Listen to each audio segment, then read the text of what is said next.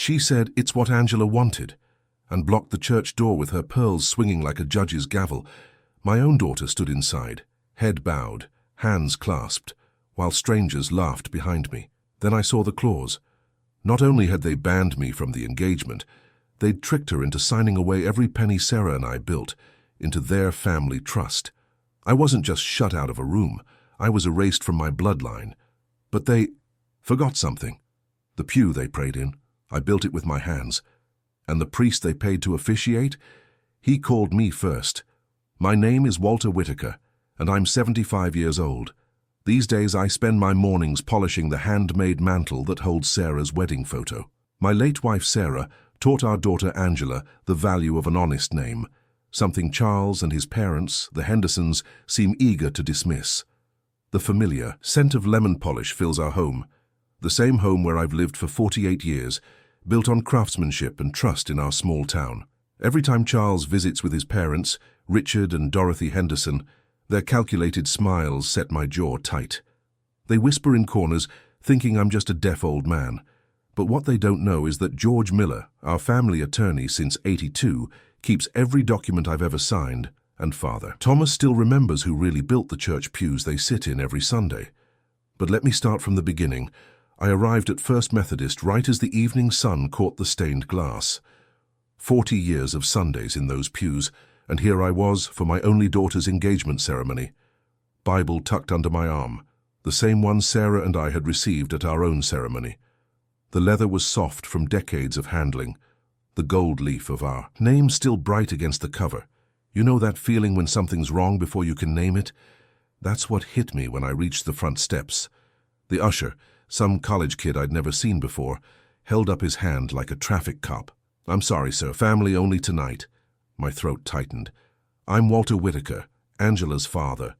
"I understand, but—" He glanced over his shoulder, and that's when Richard and Dorothy Henderson stepped into view, blocking the doorway like a pair of well-dressed security guards. "Walter?" Richard's voice carried that false warmth I'd grown to hate. "We're trying to keep this intimate, immediate family only. You understand?" Dorothy's pearls caught the light as she nodded. "It's what Angela wanted." Through the open doors I could see Charles standing in the nave, watching. He didn't even have the decency to look uncomfortable. The whispers started then, spreading through the gathered guests like wind through dry leaves. My ears burned hot enough to light a match. "But I'm her father," I said, though the words came out smaller than I meant them to. I looked past the Hendersons to where Angela stood near the altar. Her hands were clasped tight, eyes fixed on the floor. Not once did she look up. Not once did she speak. Someone in the vestibule actually snickered. The sound hit me like a slap. Remember what I said about 40 years of Sundays in those pews? I'd built half of them myself when the church needed repairs after the '82 flood. My name was carved under one of the seats, a craftsman's mark, Sarah had called it. But standing there with my daughter's silence echoing louder than any words, none of that seemed to matter. I didn't raise my voice, didn't cause a scene. Just turned and walked away, gripping that Bible so hard my fingertips went white against the leather. The parking lot air felt damp and cold on my face, like those early morning walks Sarah and I used to take before her illness. My shoes clicked against the asphalt, hollow sounds that followed me to my car. Some men might have gone drinking. Others might have sat in that lot and raged, but Sarah hadn't raised that kind of man, and I hadn't lived 75 years to start now. Instead, I drove home in silence, watching the familiar streets blur past my windows. The house key turned in the lock at exactly 9:30, precision being a habit I've never shaken. When I clicked on the kitchen lamp, the first thing I saw was that thick manila envelope on the table, the engagement contract they'd mailed earlier that week. I set the Bible next to it, the gold lettering of our names catching the light. You ever notice how some papers feel wrong before you even read them? This contract had that weight to it. I opened the envelope slowly, spreading the pages across my kitchen table, the same table where I'd taught Angela her letters, where Sarah and I had planned our future, where I'd signed the papers for Sarah's final arrangements. The fine print started on page 3. By page 4 my hands were shaking, not from age, mind you, from something much colder. There it was in black and white, clause about consolidating family assets that would transfer Angela's inheritance, everything Sarah and I had built, into the Henderson family trust upon marriage. They weren't just cutting me out of a ceremony.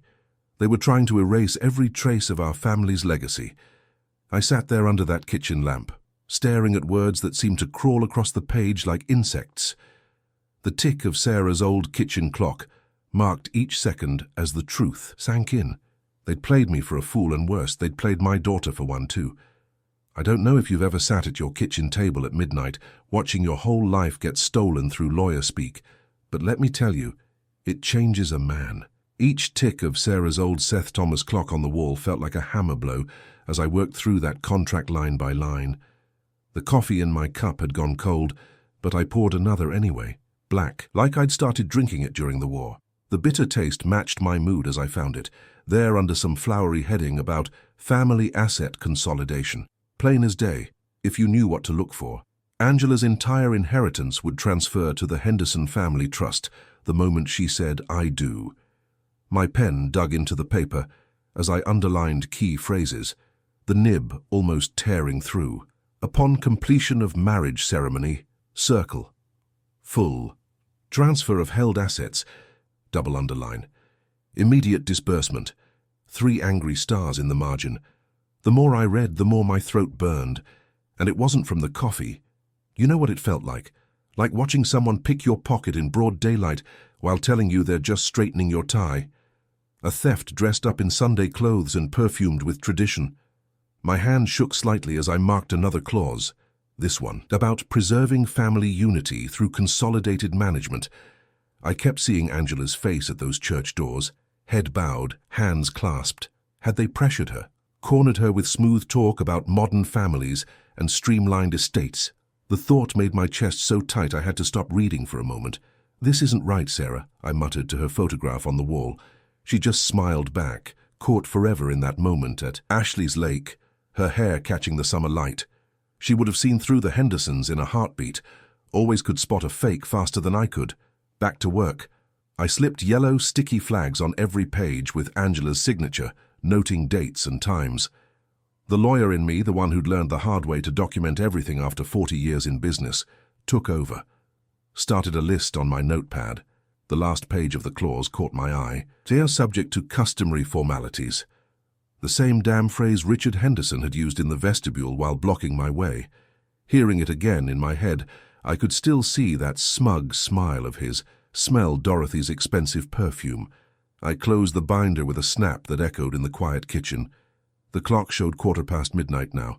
My fingers hovered over the phone. Tom Bradley, my attorney, would still be up. Man never slept before 2, and he'd want to know about this right away. But just as I reached for the receiver, my phone screen lit up with an email notification. My stomach clenched before I even read the sender's name. The Hendersons hadn't wasted any time, had they? They'd actually waited until they thought I was home and shut away for the night before making their next move. Real proud of themselves, I bet, thinking they'd managed everything so neatly. The screen's glow felt harsh in the dark kitchen, but I couldn't look away from that message waiting in my inbox. 40 years of business had taught me never to open important emails while angry, so I sat there, breathing slow and steady, like Sarah used to remind me when my temper threatened to get the better of me. My coffee had gone cold again, but I didn't bother with another cup. The night was starting to feel very long, and tomorrow promised to be even longer. Whatever was in that email could wait until I had Tom's counsel. Some battles need preparation, and this one, well, this one had to be fought smart, not fast. I was parked outside Tom Bradley's law office by 8, watching the sun creep over Main Street's brick facades. The morning felt heavy, like the air before a storm. The contract binder sat on my passenger seat, tagged and annotated until it looked like a porcupine with all those yellow flags sticking out. You ever notice how the smallest things catch your attention when your world's tilting sideways? I remember focusing on Tom's brass door handle, thinking how the decades of palms had worn it to a soft gleam, just like the one on my workshop door at home. "Walter." Tom didn't waste time with small talk when I walked in. He'd known me since we were kids throwing rocks in Miller's Creek. "You're here about Angela's engagement." I set the binder on his desk. "Read the transfer clause on page 18. His reading glasses went on, and those bushy eyebrows of his drew together as he flipped pages. I watched his face. 40 years of friendship meant I could read every micro-expression, the slight tightening around his eyes, the way his jaw muscle jumped once, twice. "Hold on," he said, turning to his computer. A few clicks, and he was scrolling through, something that made his frown deepen. "Well, that explains the rush. Richard Henderson filed a petition yesterday afternoon to expedite the asset transfer. My elbows found the edge of his desk, solid oak, cool and steady. Good thing, too, because the room had started to swim a little. Expedite. Administrative fast-track," Tom said, still scrolling. "They're citing family harmony as grounds for immediate processing." He looked at me over those reading glasses. "And Walter, they've got preliminary papers. Angela's signature dated 3 days ago." The nausea hit hard. "What preliminary papers?" "Standard pre-transfer forms, usually part of the final documentation, but..." He tapped his screen. "They had her sign during what they called event formalities. Probably slipped them in with the engagement party paperwork." I could picture it perfectly. Angela at their mahogany dining table, Dorothy Henderson hovering with that perfumed smile, papers sliding across polished wood. "Just some ceremony details, dear. Sign here and here." "Tell me there's a way to stop this, Tom." He leaned back, glasses coming off. "There are some procedural defects we could challenge, but we'd need clear evidence they concealed the true nature of those documents from Angela." His chair creaked as he leaned forward. "And Walter? We've got 30 days before the transfer finalizes. Clock's already ticking." 30 days. The number hit me like a physical blow. I thought of Sarah's voice. "Time moves different when you're racing it, Walt. Slow down. Think." Tom was already pulling out a legal pad. "Let's make a list. We need proof of misrepresentation, witnesses, documentation, any communications about these papers or the engagement terms." His pen scratched across yellow paper. "Did Angela have independent counsel review anything?" "No." The word tasted bitter. "They said their family lawyer handled everything." "Of course they did." He handed me a folder with his checklist. "Start gathering everything today. Emails, texts, photos of documents. And Walter?" He met my eyes. "Every day we wait loses us leverage." The folder felt like lead in my hands. 30 days to save my daughter's inheritance. 30 days to prove the Hendersons had orchestrated this whole thing. I drove home through streets turning purple with dusk, that deadline drumming in my ears. 30 days. 30 days. The house was dark when I pulled in, except for the porch light I always left on for Angela, habit from when she was young. Inside, I didn't bother with the lights, just stood there in the dim living room, staring at Sarah's photograph on the mantel. The same one from Ashley's lake, her smile bright and knowing. The room felt empty in a way it hadn't since she passed, and for the first time in years I wasn't sure I had the answers. The folder from Tom's office lay heavy in my hands. Somewhere in this mess of legal papers and signatures, the Hendersons thought they'd buried the truth. But they didn't know me very well if they thought I'd let them steal my daughter's future without a fight. You ever notice how a quiet house gets louder at night? I sat there at the kitchen table, cold tea going stale in my cup, and every little sound seemed to mock me. The refrigerator's hum, the wall clock's steady tick, even the occasional car passing outside felt like it was whispering, "Time's running out, Walt, time's running out." Sarah's wedding photo watched me from its usual spot on the counter. We'd taken it right after the ceremony, her smile bright enough to light up half the county.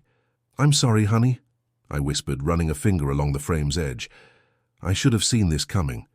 Should have protected our girl better. You know that feeling when math turns against you? 30 days minus the 2 already gone. 28 days to somehow prove the Hendersons had deliberately deceived Angela. 28 days to fight a family with more lawyers than I had coffee cups. The numbers danced in my head, each one feeling smaller than the last. The binder sat there like a brick on the table. I'd been through it 4 times already, but maybe the 5th time would reveal something new. My hands moved to open it, then stopped. My eyes were too tired to focus on that tiny print anyway. Who was I kidding? I'm just a furniture maker who married well and got lucky in life. These people, they played in different leagues. The clock struck midnight. Each chime, another reminder of time slipping away. I wiped my face with both hands, feeling every one of my 75 years. My shirt had wrinkled from hours of sitting, and I was smoothing it down when the doorbell rang. Not a tentative ring either. Firm, decisive, the kind of ring that means business. I straightened my collar, checked my reflection in the microwave door, old habits die hard, and walked to the front door. Opening it, I found myself face to face with George Miller, our retired parish priest. He'd married Sarah and me 48 years ago, baptized Angela, buried my Sarah. Now he stood on my porch, clutching a worn leather portfolio, rain beading on his coat. "Walter," he said softly. There was something in his eyes caught by the porch light, moisture that wasn't from the rain.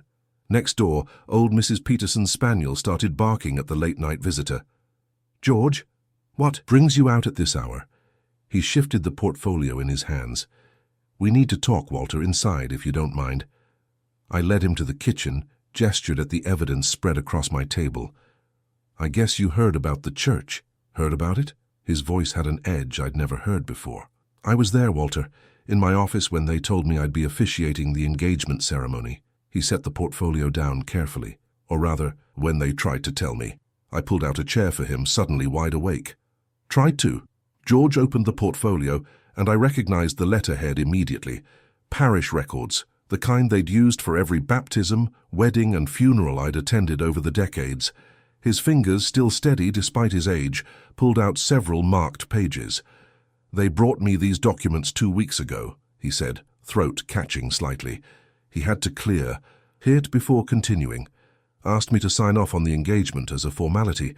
But you see, Walter," he tapped one of the marked sections, "I actually read what they gave me. Every word." The kitchen seemed to hold its breath. Even Mrs. Peterson's dog had gone quiet. I leaned forward as George adjusted his glasses, those wise old eyes meeting mine with a mix of sorrow and determination I'd last seen at Sarah's funeral. "Let me tell you," he said, "why I refuse to have any part in this engagement ceremony." George's weathered hands smoothed out the documents on my kitchen table. "It started 2 weeks before tonight," he said, arranging papers with the same care he used to handle church records. "Charles's father and mother came to my office, all smiles and ceremony, said they wanted me to officiate since I'd been there for your family so long." I felt my jaw tighten. Thoughtful of them.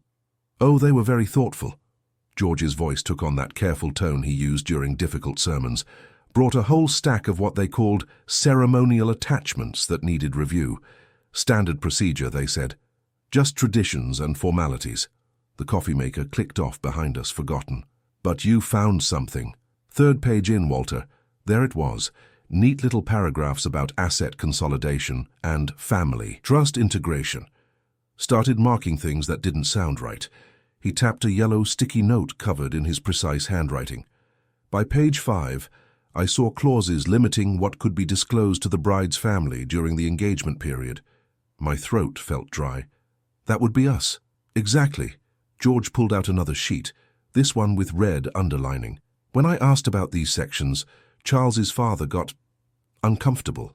Said I just needed to focus on the ceremony parts. But you don't spend 40 years counseling couples without learning to spot trouble. The memory of Sarah's photo on the counter pulled at me. "So you refused?" "Had to.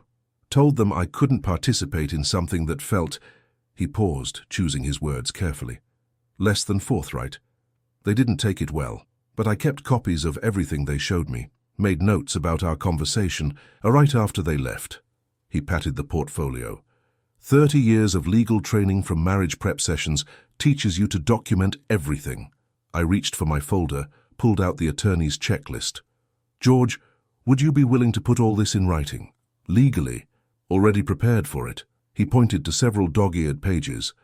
"Been keeping track of dates, exact phrases they used, which documents they tried to downplay. When I saw them block you at the church tonight," his voice hardened, "well, that confirmed everything I'd suspected." My hands were steady as I reached for the phone. "Mind if I call my attorney? He needs to hear this directly from you." George nodded, and I put the call on speaker. The attorney answered on the 2nd ring despite the hour. "Walter, what's wrong? Got something you need to hear." I explained George's presence quickly, then let him take over. George read out specific line numbers, quoted passages he'd marked. With each detail, the attorney's tone shifted from professional patience to sharp interest. "You have contemporaneous notes from when they first approached you?" the attorney asked. And you refuse to participate specifically because of these clauses? Written the same day, George confirmed, complete with their reactions when I declined. This, the attorney paused, this changes things significantly. We need to meet first thing tomorrow, both of you. I'll have affidavits ready by 8. We set the time, and I walked George to the door afterward. The porch light clicked off on its timer just as we shook hands. Thank you, I said quietly, for doing the right thing, even before you knew we'd need it. Walter, he squeezed my hand. I've known you and Sarah since you were newlyweds. Watched you raise. Angela, some things matter more than politeness. Back inside, I set my alarm for 6:30 sharp. The kitchen still held scattered papers and cooling coffee, but for the first time in days, the weight in my chest had lifted slightly. Tomorrow would start early, but at least now we had something solid to work with. The law office conference room was a far cry from my workshop, but I recognized the same attention to detail. Every paper had its place, each signature line marked with a yellow flag, and the notary's embossing tool weighted like a precise instrument. The smell of warm toner from the copier in the corner reminded me of tax season, another time when details mattered most. Let's start with Reverend Matthews' statement, my attorney said, sliding the first draft across the polished table. We need to establish the timeline of when they approached you, George. George adjusted his reading glasses, leaning forward to study the typed pages. Yes, this was Thursday the 8th. They came to my office around 2 in the afternoon. The notary's pen scratched quietly as she recorded each revision. I watched George methodically work through his account, the initial meeting, the documents they'd presented, the way Charles's father had dismissed his concerns about those hidden clauses. And you specifically refused to officiate because of these issues? The attorney asked. Absolutely. George's voice carried the same steady certainty he'd used from the pulpit. I told them directly that I couldn't participate in any ceremony where important financial details were being, he paused, choosing his words carefully, well, let's say strategically omitted from the bride's family. My coffee had gone cold, but I barely noticed. Every detail George provided was another brick in our wall against their scheme. When he finished, the notary stepped forward with her seal, pressing it into each page with a solid thunk that felt like justice taking shape. Now, Mr. Whitaker, the attorney turned to me, we need your declaration about last night's events. I straightened in my chair. Where should I start? From the moment you arrived at the church. Every detail matters. The words came easier than I expected. I pulled into the lot at 6:45, had Sarah's Bible with me, the one with our family records in it. I described the usher's first block, then Charles's parents stepping forward to reinforce it. The memory of their smirks still burned. Use their exact words if you can, the attorney prompted. Charles's father said, this is for family only. His wife added something about respecting their wishes, as if I was some stranger off the street, not the bride's father. The notary's pen never stopped moving. I forced myself to describe Angela's posture, head down, hands clasped tight enough to whiten her knuckles. Every parent knows their child's distress signals. And Charles? The attorney asked. Standing in the nave watching, not a word of objection. More papers appeared, these ones outlining Sarah's original inheritance plans. My signature on these felt especially important, connecting past promises to present protection. The notary's seal stamped each one with crisp authority. By 11:45, we had a stack of bound documents nearly 2 inches thick. The attorney's paralegal, young woman with a determined look, gathered them up like precious cargo. Court clerk closes at noon, she said, already heading for the door. I'll make it. The hallway air felt suddenly thin as we waited. The attorney outlined what we might face next. They'll likely claim these were standard prenuptial arrangements. Might argue you were properly notified through the mailed documents. I nodded, watching the clock tick past 11:50. 2 days of our 30 were gone, but at least we were moving now. The key is George's testimony, he continued. His position as a refused officiant, his contemporary notes. That's harder to dismiss. We all stared at the attorney's computer screen, watching the email refresh icon spin. The wait reminded me of long-ago hospital vigils, that same powerless feeling while others decided fates. At exactly noon, his phone vibrated once. The single chime cut through our collective held breath. The attorney's screen lit up with the clerk's response. "We've got it," he said, scanning quickly. "Preliminary hearing next Thursday at 9 a.m. Judge Harrison's courtroom." My shoulders relaxed just a fraction. 7 days to prepare, not much, but enough. "She's setting aside 2 hours," he continued, reading conditions. "Each side gets 45 minutes for initial arguments. You'll need to be ready for direct questioning, Walter. They'll have their own narrative prepared." I nodded, already mentally cataloguing what we'd need. "I'll start pulling everything together tomorrow." George patted my shoulder. "We'll make it count, old friend." The next morning I was at my desk by 7, surrounded by 30 years of meticulous record-keeping. You know how some folks think older people keep too many papers? Well, sometimes there's wisdom in that habit. I sorted bank statements showing the steady growth of Angela's inheritance fund, each one marked with Sarah's careful notations about our daughter's future. The familiar scent of leather bindings and old paper brought back countless evenings with Sarah at this same desk, planning for Angela's security. "College first," Sarah would say, "then whatever dreams she chases." We'd built that fund dollar by dollar, year by year. Around 10, I started on the letters. Dozens Sarah had written about our hopes for Angela, tucked into my filing cabinet. Each one went into a fresh folder, labeled by date. The parish correspondence came next. Baptism records, Sunday school, certificates, even the program from Sarah's funeral where Charles's family had been notably absent. My phone buzzed just after 2. Angela's name on the screen made my hand shake slightly. "Dad?" Her voice sounded small. "Can't everything just be calm, like it used to be?" My jaw tightened, but I kept my tone gentle. "Sometimes calm comes after truth, sweetheart, not before. They said you're trying to cause problems. I'm trying to protect what your mother wanted for you." I paused, hearing Sarah's voice in my memory. That's all. The call ended quickly. I sat there holding the phone, wondering if you ever stop feeling that parent's ache when your child hurts, even when you know you're doing right by them. George arrived at 7 that evening, carrying a worn notebook and thermoses of coffee. We settled in the living room, Sarah's photograph watching from the mantel as we worked through likely questions. "Remember," my attorney had advised earlier, "stick to what you witnessed firsthand. No speculation, no emotion, just the facts as you experience them." The first document they showed me, George practiced, contained 3 specific clauses about transfer of assets. I noted my concerns on page 4 of my daily log. I'd stop him occasionally. "Maybe mention the exact date there." He'd nod, adjust, start again. We worked until the coffee ran out and the grandfather clock struck 10. The morning of the hearing dawned clear and cold. I'd barely slept, but my hands were steady as I packed the leather deed folder, the one Sarah and I had used to file our first house papers. Inside, I placed copies of Angela's trust documents, arranged chronologically. Carrying it felt right, like bringing a piece of our family's foundation into that courtroom. The courthouse steps gleamed in the morning sun, brass railings catching light like filtered honey. I'd climbed these steps hundreds of times over my 75 years, but never with quite this much weighing on my heart. George met us in the marble hallway, his collar crisp and white against his dark suit. My attorney did one final document check, then nodded toward the heavy wooden doors. "Remember," he murmured, "let them show their hand first." The courtroom opened to reveal Charles's parents seated at the left table, 3 attorneys flanking them like expensive guards. They didn't turn when we entered, but I caught the tight set of Charles's mother's shoulders. The bailiff's voice rang out clear. "All rise. The Court of Common Pleas is now in session, the Honorable Judge Harrison presiding."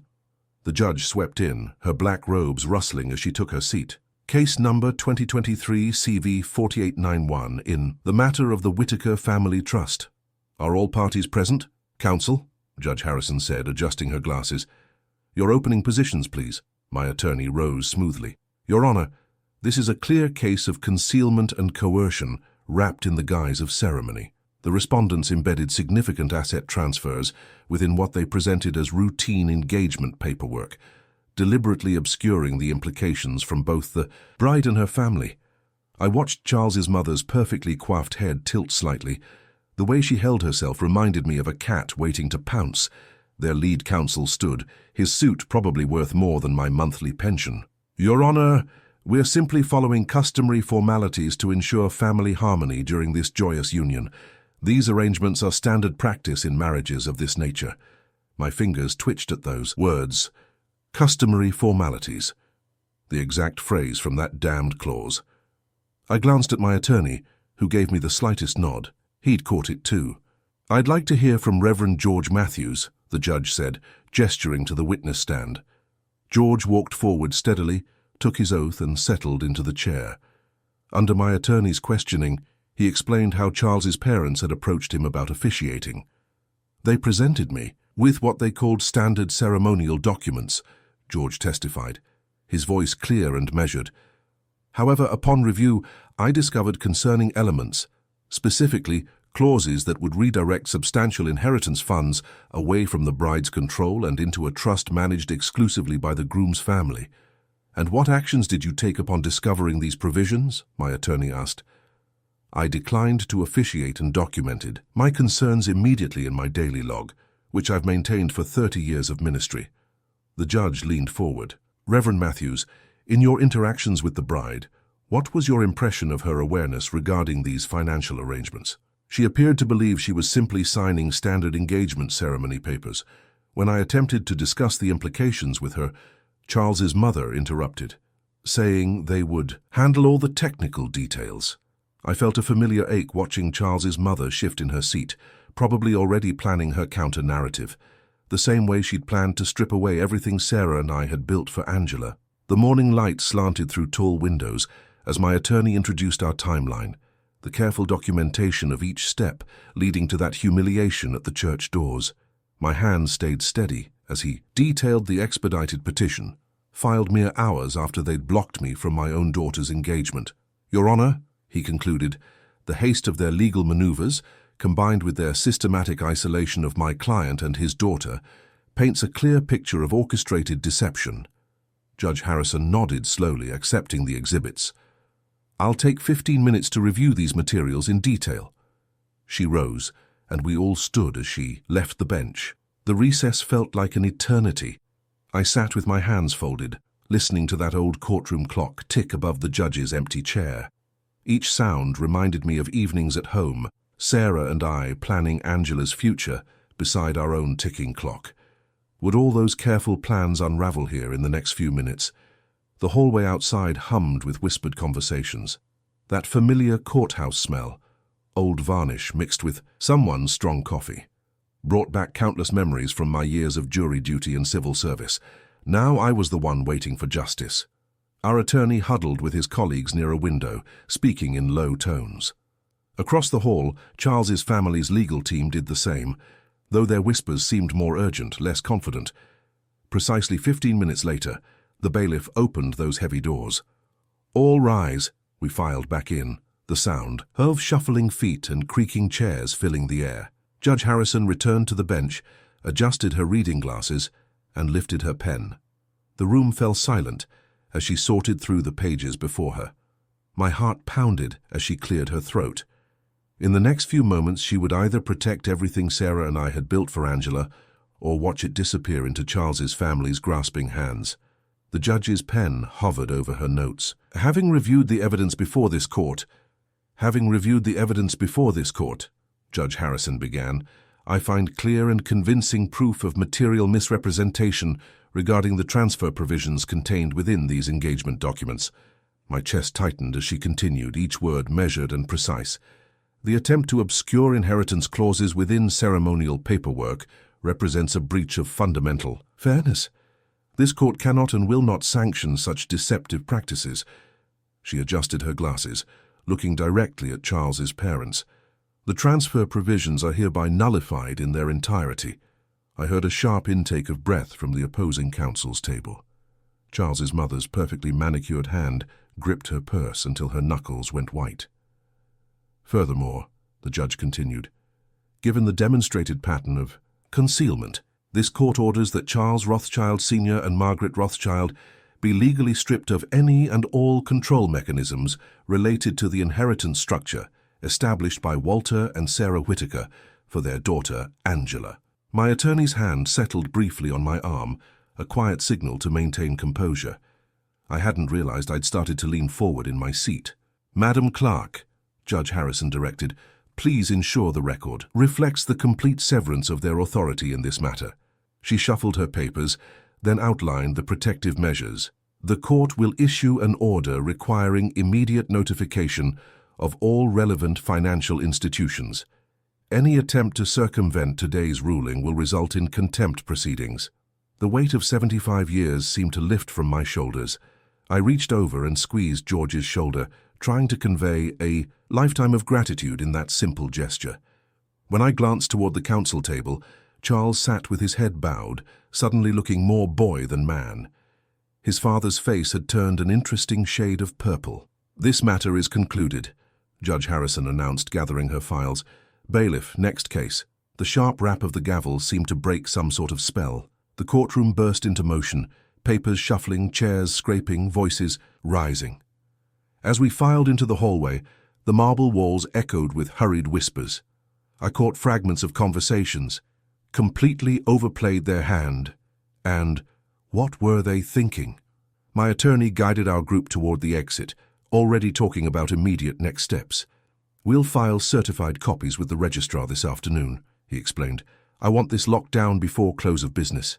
The sunshine hit my face as we emerged onto the courthouse steps. I'd walked up those same steps barely 2 hours ago, the leather document bag heavy with uncertainty. Now it felt as light as promise against my side. Movement caught my eye.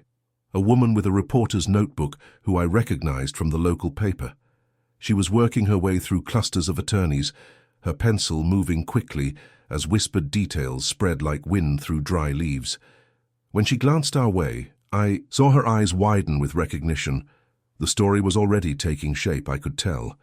"Mr. Whitaker," my attorney said quietly, "let's head to my office and process those filings. The less said publicly right now, the better." I nodded, following his lead down the sun-warmed steps. The courthouse stone radiated heat through my thin-soled shoes, reminding me of summer afternoons long ago when Sarah and I would walk downtown together, planning our future brick by brick, dream by dream. Behind us I heard the reporter's voice rise. "Mr. Rothschild, would you care to comment on Judge Harrison's ruling?" The only response was the sharp click of expensive shoes on stone, hurrying away from public scrutiny. The registrar's office ran cooler than the courthouse, thank heaven for small mercies. My attorney laid out the protective notices in neat rows while I worked through them with a fountain pen, the same one Sarah had given me on our 30th anniversary. Its weight felt right for documents this important. "Initial here, Mr. Whitaker," the clerk pointed, her red fingernail tapping each marked line. "And full signature on these 3. My attorney was already on his phone, firing off emails to every bank and institution tied to the inheritance. "Sending certified copies now," he muttered, thumbs flying across his screen. "We're not leaving a single loose end." The fluorescent lights hummed overhead as I signed acknowledgement after acknowledgement. Each signature added another layer of protection, another barrier against any desperate last-minute schemes the Rothschilds might try.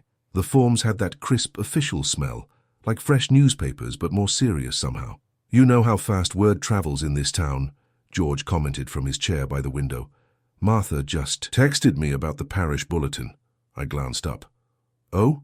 Father Daniel included a special notice about the importance of ethical disclosure in ceremonial documents. "Didn't name names, but—" He shrugged. "People can read between the lines." Right on cue, my phone buzzed.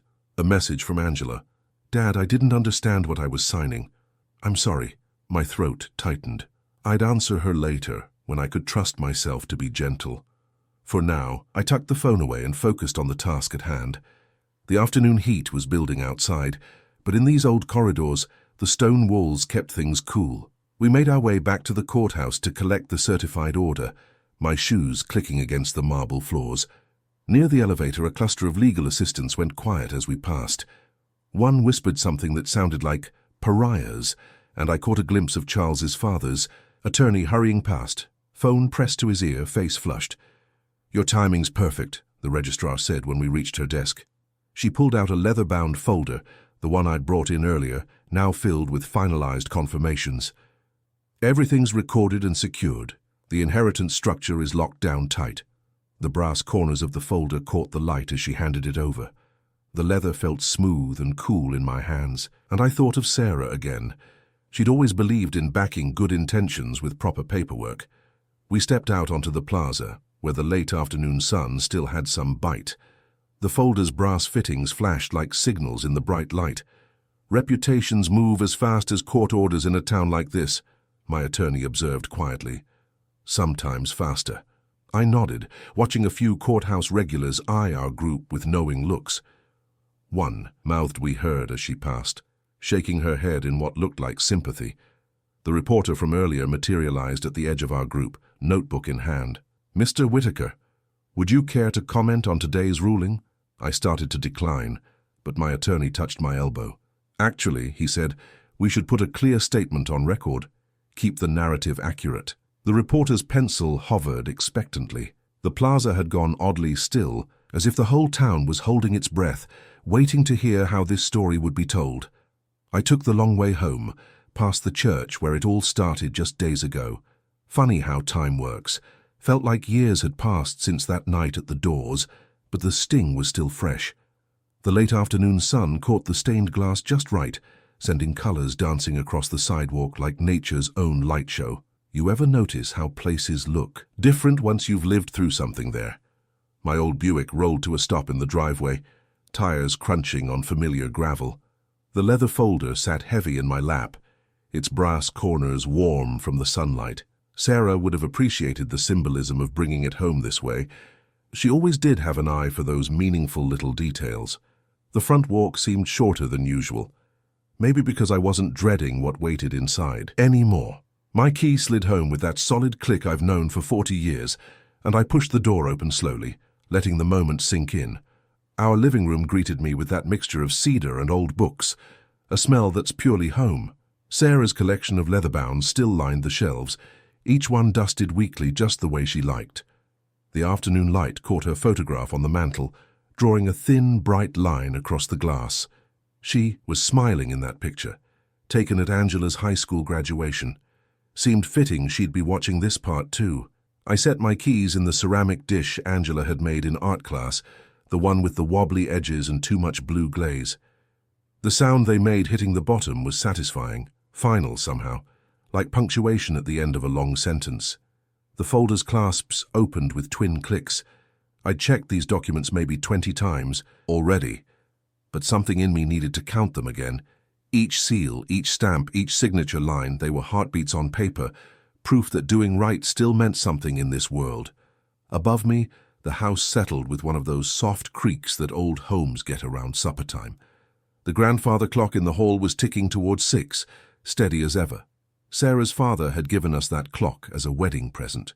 "Keep good time," he'd said, "and time will keep you good." Wise man, her father. I knew I'd need to talk with Angela soon, not tonight. Wounds this fresh need air before you press on them. But soon. We'd work through it carefully, the way Sarah would have wanted.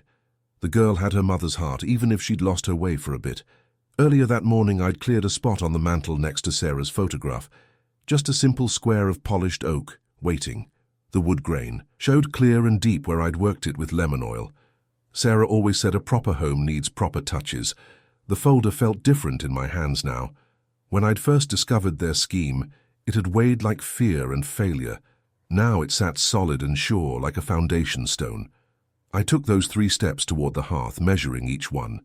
The spot I'd prepared seemed to glow a little in the evening light, as if... My phone buzzed against the coffee table, rattling the morning's coffee cup I'd forgotten to clear. Unknown number. Probably another reporter. They'd been calling all afternoon. But something made me pause halfway to the mantel, the folder still hovering between where it had been and where it needed to be. The phone buzzed again, insistent. The grandfather clock ticked in the silence between rings. Through the window, I could see the church steeple catching the last, direct light of day. And for just a moment everything hung suspended. The folder in my hands, the dust motes in the sunbeam, even my breath. I stood there, balanced between finishing this chapter and whatever that call might bring, while Sarah smiled from her frame and the phone vibrated a 3rd time. I reached for the phone, my other hand still gripping the folder. The number wasn't local, probably another out-of-town paper getting wind of the story. "Mr. Whitaker?" A woman's voice, crisp and professional. This is Margaret Chen from the Herald Tribune editorial board. We're following up on this morning's ruling. My shoulders eased a bit. The Tribune was old school, known for getting facts straight before running anything. Yes, ma'am. We understand Judge Harrison nullified the transfer provisions and stripped control from the Aldridge family. Our sources indicate the registrar has recorded all protective notices. Would you confirm that's accurate? I glanced at the folder in my hand. That's correct. Everything's filed and secured. Thank you. She paused and I could hear her pen scratching. One more thing. There are rumors the parish bulletin mentioned ethical concerns about the original paperwork. Any comment? The court records speak for themselves, I said, keeping my voice even. Let the public documents tell the tale. They do a better job than any quote from me. Of course, thank you for your time, Mr. Whitaker. I set the phone down, watching it slide against the coffee cup's ring stain. Charles's parents had lost twice over, hadn't they? First in court, when Judge Harrison took one look at those hidden clauses and stripped their power away. But the second loss, that was the one they'd feel longest. Word travels fast in small towns, and reputations, once stained, don't clean easy. The living room had cooled to that blue twilight Sarah used to love. She'd sit in her reading chair this time of evening, letting the day settle around her like a comfortable shawl. The mantle drew me forward now, patient as ever. Everything that mattered was back where it belonged. Angela's future sat secure in black and white, protected just as her mother would have wanted. Even the house felt different, like its bones had realigned, its heart beating in proper rhythm again. Those 3 steps to the hearth came easy now. I centered the folder carefully, making sure it sat just right next to our wedding photograph. The brass corners caught the last warm light from the window, sending little gleams across the ceiling. My shoulders finally loosened, really loosened, for the first time in weeks. I hadn't realized how much tension I'd been carrying until it drained away. The evening quiet rolled in, bringing with it that peace that comes after you've done what needed doing. You know what I learned through all this? A father's dignity is never for sale. Not for peace, not for show, and sure as hell not for some family trying to dress up theft as tradition. Standing there in the growing dark, watching those brass corners shine, I felt Sarah would have understood. Maybe she did. That photograph of hers seemed to smile a little differently now, like she knew all along how this would end.